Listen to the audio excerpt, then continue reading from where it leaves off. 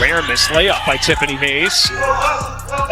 Angel tries to say, ball don't lie. Driving the other way, and Martin got a piece of Reese. Kate Martin just sent Angel Reese's shot soaring back to the Bayou in a game that had everything. Martin's block was more than just a highlight. It was a powerful statement. Her undefeated Laces basketball club went head-to-head with Reese's Rose basketball club in the exciting new 3-on-3 league. So that was the weirdest game of basketball I've ever seen. That was just genuinely the weirdest game of basketball I have seen in my entire life. And it was the Laces against the Rose. That's not even the wildest part. Something went down with Lexie Hull, the breakout star who secured the win for Rose in the last game. That's got everyone buzzing. And don't even get me started on Rose's coaching decisions and whether stat padding was involved again, not to mention the controversy surrounding Reese's ejection. You're going to want to stick around for this one because what happened on that court has everyone puzzled. Ready? Let's dive in. The better shooting teams here in Miami so far, and two stout defensive clubs. 3-0 Laces, 1-2 Rose, fresh off its first victory of the season. All right, let's talk about the Laces. What's crazy is that these underdogs have now risen to the top of the unrivaled league. Remember when everyone doubted them before the season kicked off? Well, guess what? They're not just winning, they're dominating. Laces, awfully impressive start. They shoot the ball well. They boast the top scoring defense in Unrivaled. What sets the Laces apart is their teamwork. It's not about individual stars. It's how well they play together.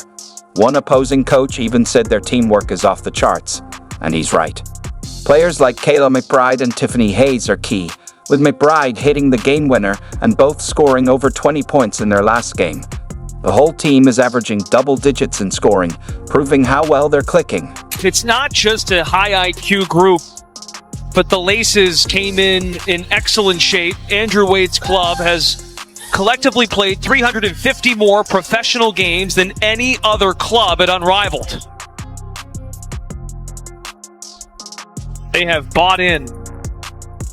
Up by 6 without Jackie Young, without Alyssa Thomas. The Laces came into their matchup against the Rose with a flawless 3-0 record, but that's just the tip of the iceberg. They're leading the league in rebounds, assists, steals, and point differential. Oh, and they're also committing the fewest turnovers and fouls.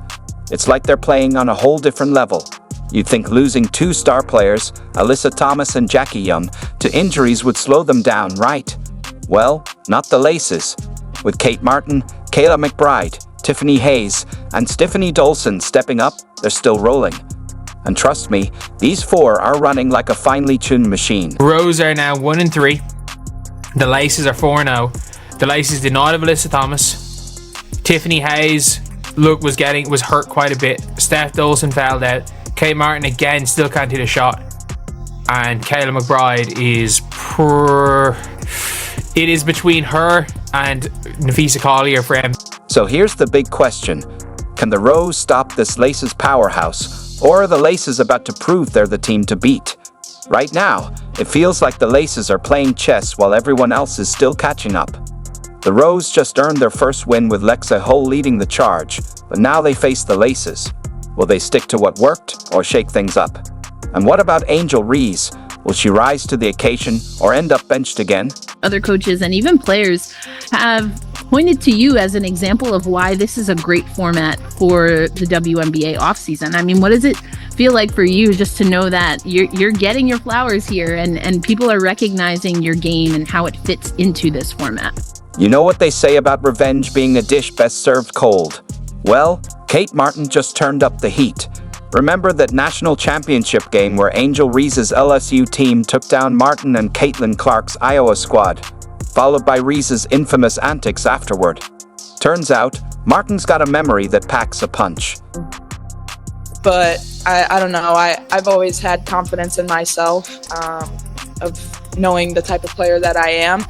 But also it's fun because it's 3-on-3 and it's meant to be fun. This is meant to really enjoy the time with your teammates, and like, you don't play with these people in the WNBA season, so it makes it really fun getting to know everybody. So imagine this. Reese thinks she's about to add another highlight to her reel, going up for what she probably thought was an easy bucket, but Martin had other ideas. What happened next? It was like something straight out of a basketball fairy tale, if that fairy tale was written by someone with a serious sense of justice. For Rose. Good hands by Reese. Martin makes him pay. Martin didn't just block Reese's shot. She sent that ball soaring so far it might needed a plane to return. This wasn't just a block. It was a statement, an exclamation point, and a mic drop all rolled into one. Martin was basically saying, asterisk not today, Angel, not in my house asterisk. But here's where it gets even more interesting. The block wasn't just about defense. It was personal. It was Martin's way of saying, asterisk hey, remember me. I'm not the same player you faced before asterisk, and the fans felt it too. One even yelled, asterisk oh my Kate, almost sent Barbie back to the Bayou asterisk.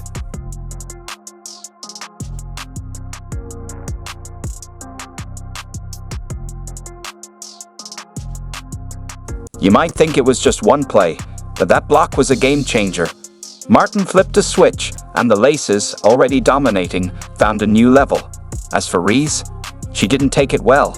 The rivalry between them was obvious every time they crossed paths.